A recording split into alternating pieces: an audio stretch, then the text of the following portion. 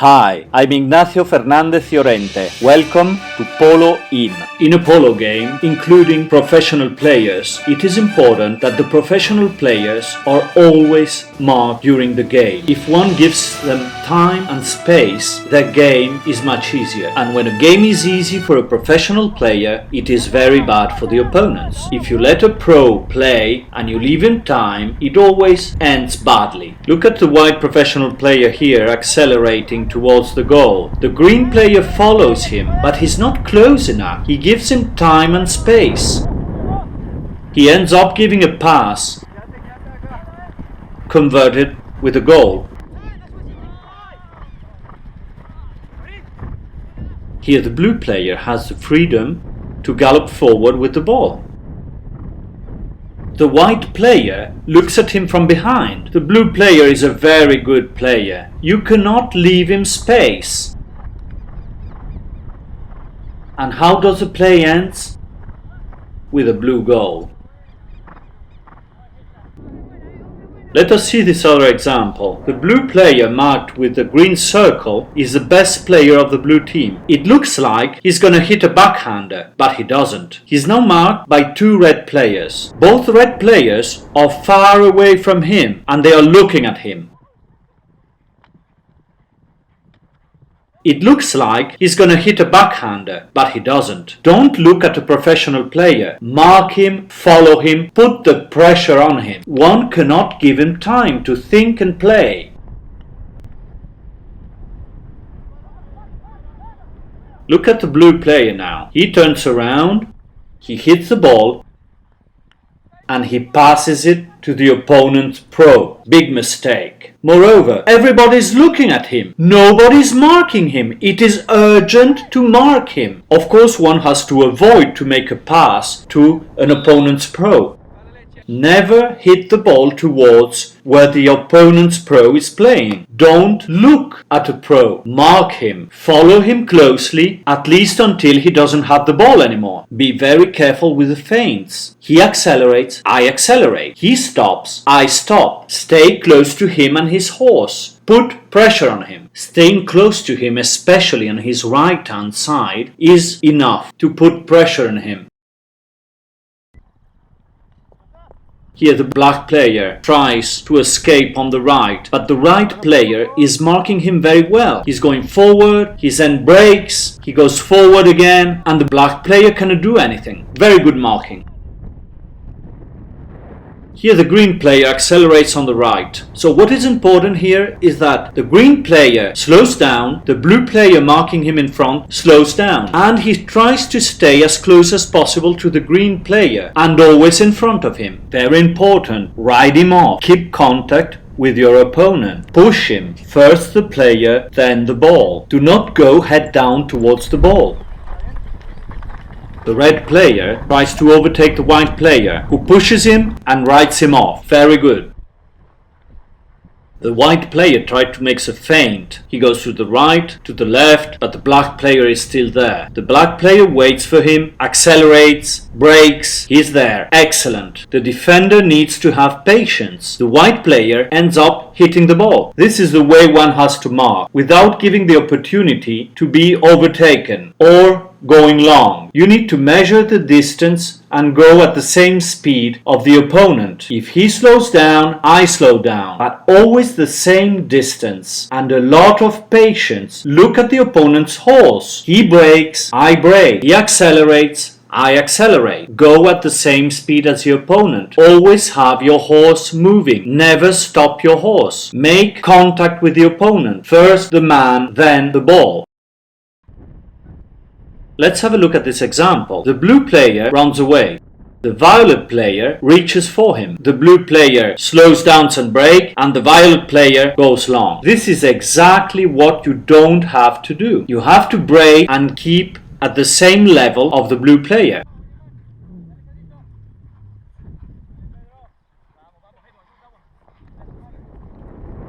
Here again, the black player waits just in front of his opponent.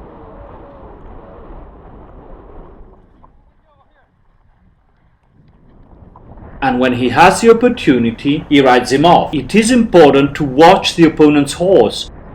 and measure the speed.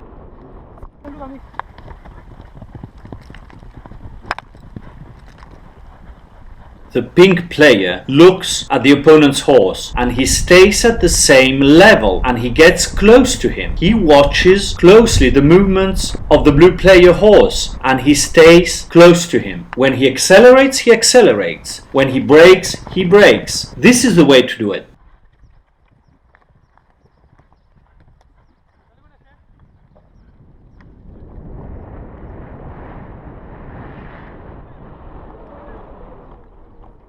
Look at the black player, how he's waiting for his opponent. He's watching his opponent's horse, measuring his speed. Then he makes contact and rides him off and takes the ball away from him. This is how to mark an opponent. Keeping contact with your opponent is the best way to avoid making a foul.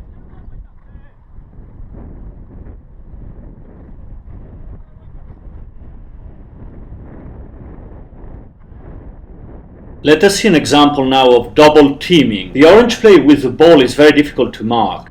Though a yellow player is marking him and putting pressure on him, he's obliged to play the ball forward and then another yellow player comes in and gets the ball. This is double teaming, when two players to take the ball away from him.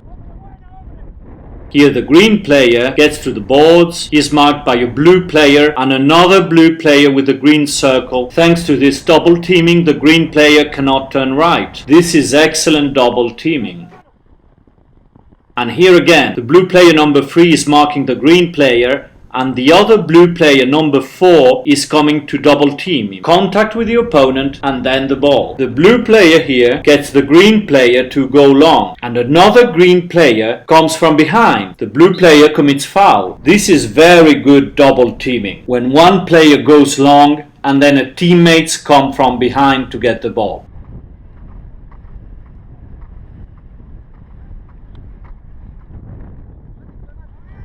Another example of double teaming. The white player has the first red players go long while marking him, but there's another red player behind and he commits a foul on this second red player.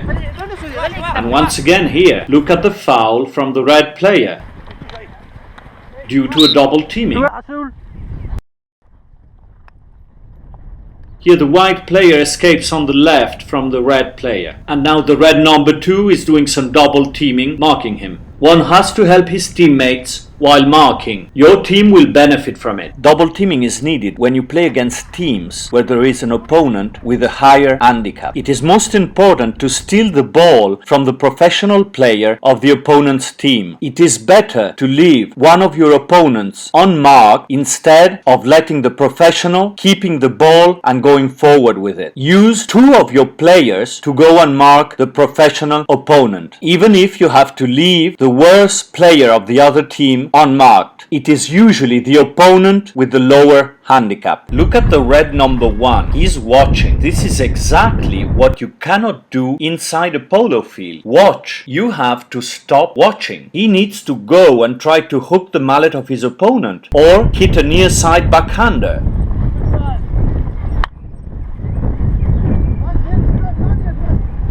Let us see now the black number 1. He's alone in the field just watching. He doesn't know what to do. And he's facing a professional player as opponent. Please, do something. Hook him. Try to hit the ball near side. He's just watching the opponent play. And the professional player takes advantage of the situation and escapes with the ball. Of course, the black player is a professional player. He's the best player of his team. He's handling the ball. 2 light blue players are marking him. They're not watching him, they're marking him. The near side backhander.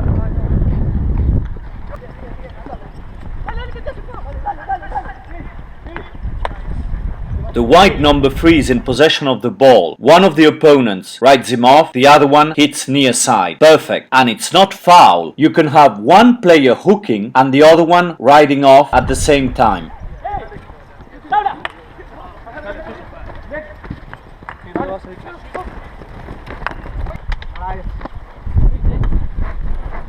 And it's not foul. You can have one player hooking and the other one riding off at the same time. Perfect.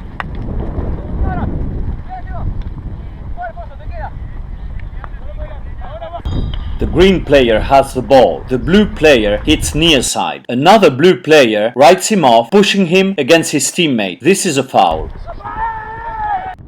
Let us see now how you mark a pro when he wants to let you go long.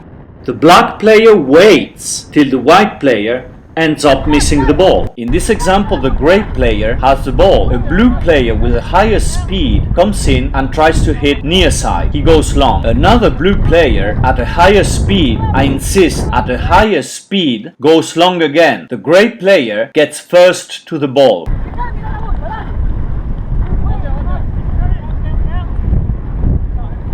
Now there's another blue player who gets to the ball before he gets there. That's the key. And with decision, he hits the ball near side backhander. Can you see the difference? It is more difficult to hook a near side backhander than a forward near side shot.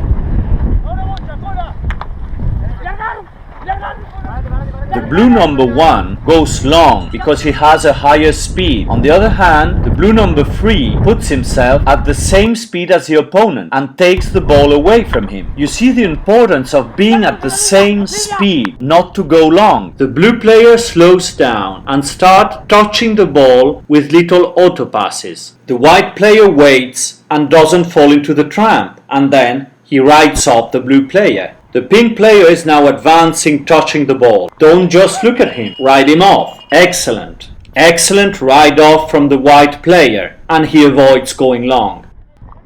Yes, you can ride off on the side of the mallet. Here again, the white player is riding off on the side of the mallet. What is important is to start the ride off when you are at the same level, never when you are behind your opponent. Look at the patience of the blue player. He waits for the green player to accelerate, then he rides him off.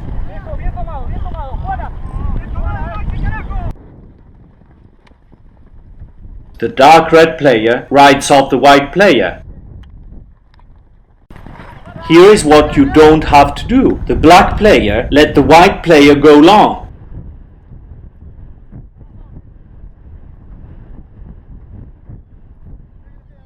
Then the white player follows the black player from behind, plus he tries to ride him off from behind. This is a foul. Never ride off from behind. It's a foul. The blue player tried to hit a right-hander when the white player is hitting a right hand. This is foul.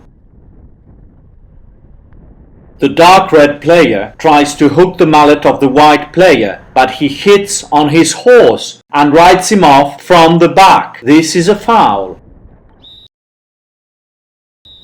I hope you enjoy Polo-In videos. Do not forget to click like. We are here to help and argument the game, to help more people to understand and play polo. Subscribe to our YouTube channel. Polo-In is often updated. There are many new videos. You shouldn't miss any of them. Thank you very much and see you in the next video.